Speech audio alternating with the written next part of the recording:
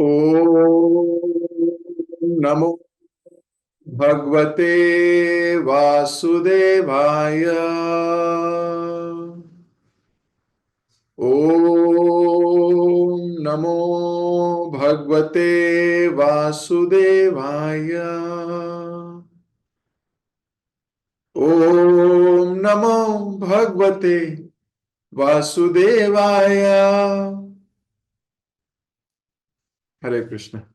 तो आप सभी भक्तों का श्रीमद् भागवतम की क्लास में बहुत बहुत हार्दिक स्वागत। चौथा स्कंद और 29वां चैप्टर संक्षिप्त में अगर डिस्कस करें तो नारद जी ज्ञान दे रहे हैं राजा प्रचीन बहरी को, और ज्ञान दिया है तो एक तरफा नहीं है, अभी डिस्कशंस भी शुरू हो गए हैं। डिस्कशन मतलब अब जिनको सुनाया जा रहा है राजा प्रचीन बहरी वो सुन चुके हैं और अपनी जिज्ञासाएं पेश करते हैं। तो ये उनके बीच में हुई वार्तालाप का चैप्टर है। राजा प्रचीन बहरी जो इंद्र तृप्ति में एकदम डूबा हुआ था, और केवल इंद्र तृप्ति में नहीं, वह शास्त्रीय उन्मोदित सकाम कर्मों में भी डूबा हुआ था। अनेकों अनेक प्रकार के यज्ञ किसी कार्य की इच्छा से, किसी काम की इच्छा से किया करता था। पशुओं की बलि भी दिया करते थे, यज्ञ के नाम पे बहुत कुछ किया करते थे। और जब करा करते थे तो इस बात का उनको गर्व भी था, he is a very good devotee. उनको ऐसा लगता था कि मैं तो सब काम अच्छे से कर रहा हूं, देखो मैंने क्या क्या किया, इतने बड़े बड़े यज्ञ कर दिए, हजारों लाखों रुपया लगा दिया मैंने, इतने बड़े बड़े कारनामों को अंजाम दिया। इस बात पे बड़ा गर्व था नारद जी को। राजा प्रचीन बहरी पर दया आ गई। ये जो वैष्णव की करुणा है ये किसी पे भी हो सकती है। तो वैष्णव जन जब ठान ले कि किसी पे कृपा करनी है तो कोई बहुत दुर्भागा ही होगा, दुर्योधन जैसा, दुशासन जैसा, कर्ण जैसा, जो विषय आसक्तियों के ऊपर भगवान की वाणी तक को या भक्तों की वाणी तक को ठुकरा सकता है। नारद जी ने राजा प्रचीन बहरी को पहले स्टार्टिंग में उसकी गलती नहीं बताई। He is a fantastic preacher. उनको पता है कि इसको डायरेक्ट बोलने में बिगड़ जाएगा, सुनेगा नहीं। कई बार लोग होते हैं जिनको डायरेक्टली बोलोगे आप तो वो कभी सहन नहीं कर सकेंगे। अहंकार बहुत हाई है, ईगो बहुत जल्दी डिस्टर्ब हो जाती है, बहुत जल्दी मन एजिटेट हो जाता है। तो वो जो एक व्यक्ति उसका सहायक था वो उसको भी छोड़ देता है, उसको भी खो देता है। तो राजा प्रचीन बहरी इसी कैटेगरी में थे। नारद जी ने पहले इनडायरेक्टली पुरंजन की कहानी से राजा प्रचीन बहरी को सकाम कर्मों की बारे में या क्यों नहीं करने चाहिए उसके विषय में बताया। इंद्र तृप्ति का क्या अड्डा है ये बताया, प्राणवायु किसे कहते हैं ये बताया, शरीर कैसे काम करता है ये बताया। सब कुछ एक एक चीज को विश्लेषण करके समझाया। और जब वो समझा तो बोला कि मैं एक्चुअली में इसका अर्थ ये है, इसका अर्थ ये है, इसका अर्थ ये है। वो जो सांप थे उसका अर्थ ये था। हर एक के बारे में बताया। तो राजा प्रचीन बहरी को थोड़ा सा फर्क पड़ा, पूरा फर्क नहीं पड़ा। नारद जी ने अपने प्रचार को थोड़ा और आगे लेके गए, एक और कथा सुनाई, हिरण की कथा सुनाई। उसके बाद फिर डायरेक्ट बोलने लगे। इतना सब होने के बाद भी डायरेक्ट फिर, क्योंकि राजा प्रचीन बहरी अब धीरे धीरे प्रश्न पूछने लगा था। अंग्रेजी में कहावत है, you can understand the depth of a man by the way he asks questions and not the way by which he answers. What sort of questions is he asking?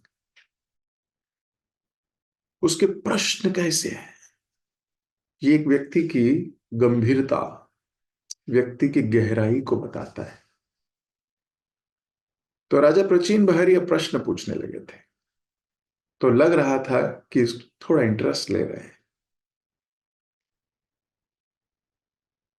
बहुत सुंदर नारद जी ने उसको उपदेश दिया, अब डायरेक्ट इंस्ट्रक्शंस दी, बिल्कुल direct instruction. बोले हे राजन, तुम ये छोड़ दो, ऐसे बोले अब एंड पे। तो लास्ट श्लोक में हमने कहा था कि बोल रहे थे प्रयास करो, गृहस्थ जीवन को ही त्याग दो, ऐसे बोला। क्यों? तुम बहुत आसक्त हो विषय भोग से और ऐसी वस्तुओं की कथाओं से पूर्ण हो तुम। और क्या करो? मुक्त पुरुषों की कृपा प्राप्त करो। इस श्लोक को हम एक बार दोबारा से पढ़कर फिर हम अगले श्लोकों में जाएंगे। तो यहां नारद जी बहरी को बोल रहे हैं, हे राजन, तुम हिरण की अन्योक्ति की स्थिति को समझने का प्रयास करो। अभी भी बोल रहे हैं कि हिरण का उदाहरण लिया है मैंने, और उसकी स्थिति को समझने का प्रयास करो। तुम अपने प्रति पूर्ण सचेत रहो और कर्म के द्वारा स्वर्ग लोग जाने के श्रवण सुख को त्याग दो, गृहस्थ जीवन को त्याग दो, क्योंकि वह विषय भोगों तथा ऐसी वस्तुओं की कथाओं से पूर्ण है। तो मुक्त पुरुषों की कृपा से भगवान की शरण ग्रहण करो। इस प्रकार से इस संसार के प्रति अपनी आसक्ति का त्याग करो। ये ज्यादा इंपॉर्टेंट लाइन है।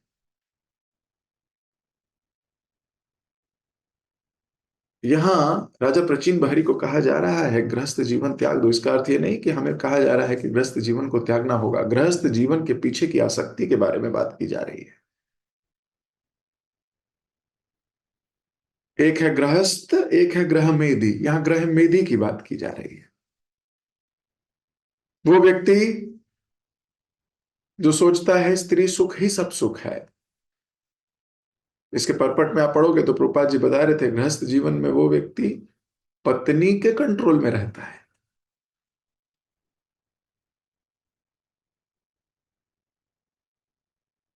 और नारद जी बोल रहे हैं किसके कंट्रोल में रहना है?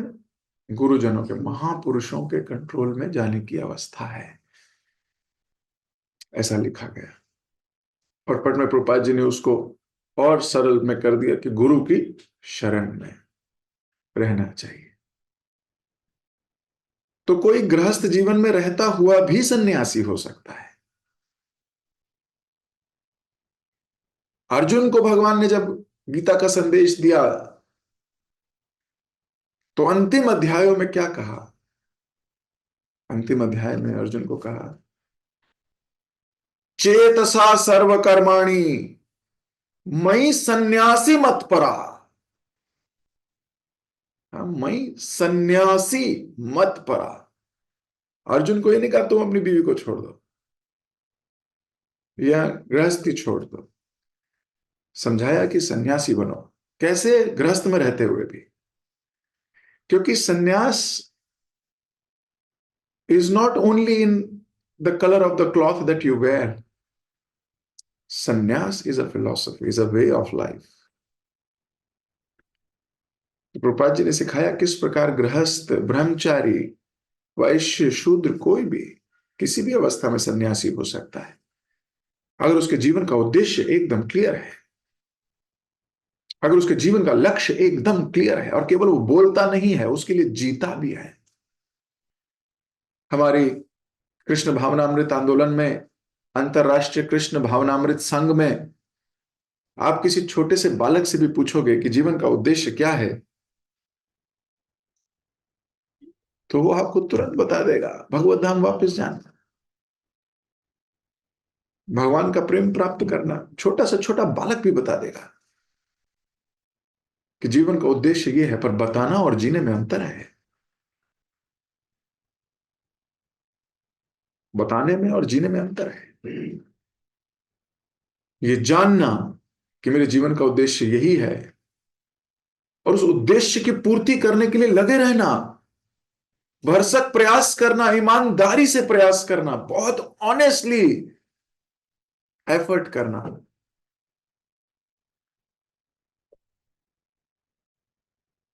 ये इंपॉर्टेंट है। तो आप गृहस्थ जीवन में भी सन्यासी हो सकते हो। जब विद्यार्थी के पंच लक्षणों के बारे में बात की जाती है तो उसमें एक है गृह त्यागी, विद्यार्थी पंच लक्षण, है कि नहीं? गृह त्यागी का अर्थ क्या है? गृह त्याग करना नहीं, अपना कंफर्ट जोन त्याग करना। जो कंफर्टेबल स्थिति में हमारी रहने की आदत पड़ गई है ना हमें, क्यों जाना है बाहर, क्यों भगवत गीता बांटनी है, क्यों प्रचार करना है, जाके संकीर्तन आंदोलन। प्रभुपाद जी ने कहा सबसे बड़ा संकीर्तन आंदोलन करता कौन है, सबसे बड़ा प्रचारक कौन है? Book distributor. He is the प्रचारक, वो है असली प्रचारक। तो जब बुक डिस्ट्रीब्यूशन करने लगा, क्यों जाए, बहुत मेहनत होगी, कई बार 2 घंटे लगते हैं, एक जाती है बस, कितनी मेहनत है, क्या है? यही त्याग करना है, कंफर्ट जोन छोड़ना। तो गृहस्थ जीवन का त्याग करने का अर्थ ये नहीं है कि आज ही चलो भाई सब चीजें छोड़ छाड़ के भाग जाओ, ऐसा नहीं है। अगर ऐसा होता तो भगवान अर्जुन को भी यही कहते। अर्जुन तो छोड़ छाड़ के ही जा रहा था, वापस बुलाया है, काम पे आओ वापस। कंफर्ट जोन छोड़ना है। हर व्यक्ति जो अपनी कंफर्टेबल स्थिति देखना चाहता है ना, इस स्थिति को लांघना है आगे। वॉलेंटरली हमें एक्सेप्ट करनी है कष्ट, वॉलेंटरली एक्सेप्ट करनी है रिस्पॉन्सिबिलिटी। भगवान की इस मूवमेंट में मेरी रिस्पॉन्सिबिलिटी है, और रिस्पॉन्सिबिलिटी दी नहीं जाती, रिस्पॉन्सिबिलिटी ली जाती है। इतना अच्छा कार्य करोगे तो सेवाएं मिलेंगी, रिस्पॉन्सिबिलिटी से मिलेंगी। लेकिन रिस्पॉन्सिबिलिटी से भागते हैं, दूर रहते हैं, तो फिर घटती है। कंफर्टेबल नहीं होना है हमको। भगवान ने गीता में कहा 15वें अध्याय में,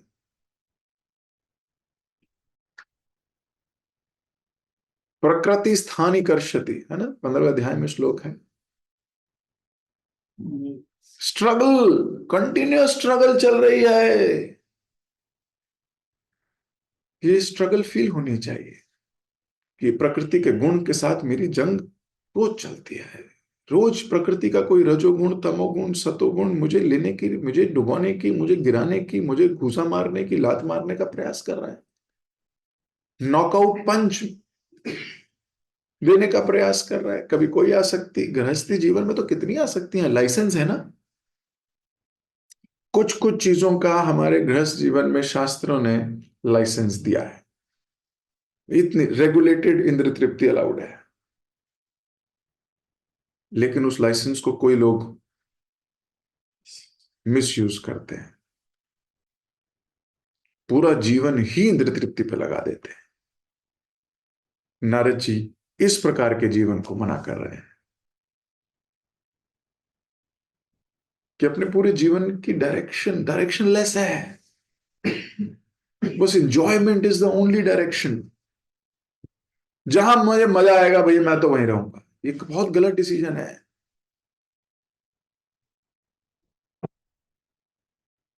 जो सही है मैं वहीं रहूंगा, ये सही डिसीजन, चाहे उसमें कष्ट आए। We do not have to follow the easy path, we have to follow the right path. वो चाहे कष्टों से भरा हुआ हो, हाउ डज इट मैटर। तो एक अच्छा गृहस्थ जीवन भगवान को सेंटर में रख के चलता है। भगवान को सेंटर में रखने का अर्थ है कि वो भगवान को प्राप्त करना चाहता है गुरु की आज्ञा से।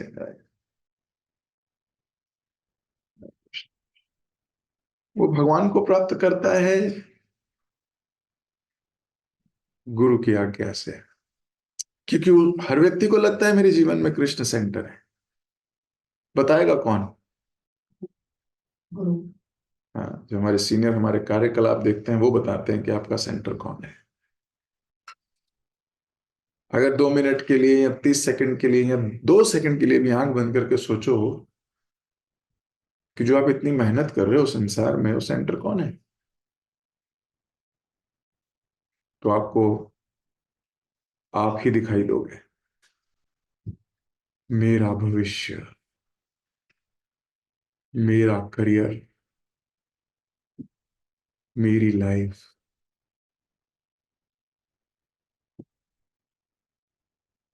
हम स्वयं ही पहचान लेंगे कि कृष्ण सेंटर में नहीं है। सेंटर में मतलब है हमारी सारी एक्टिविटी उनकी प्रसन्नता के लिए। तो जब कोई व्यक्ति इतना कृष्ण पर डिपेंडेंट हो जाता है, कृष्ण भी उतना ही कृपा करते हैं। ये यथा माम प्रपद्यते, इस बात पे समाव बहुत विश्वास नहीं है।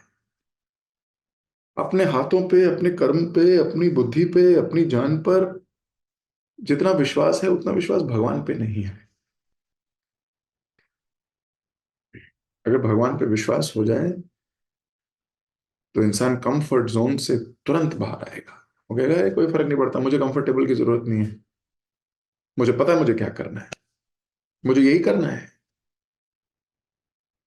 आप देखोगे थोड़े दिनों में भीषण सर्दी पड़ेगी,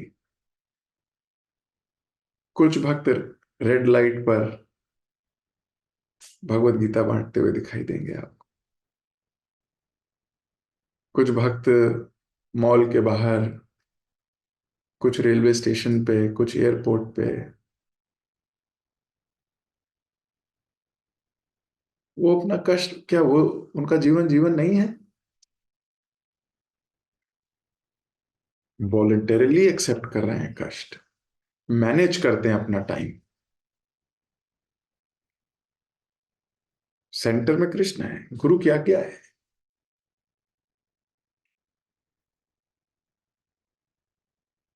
ये तभी पॉसिबल है जब मुक्त पुरुषों की कृपा होती है, यानी कि जब गुरुजनों की कृपा होती है।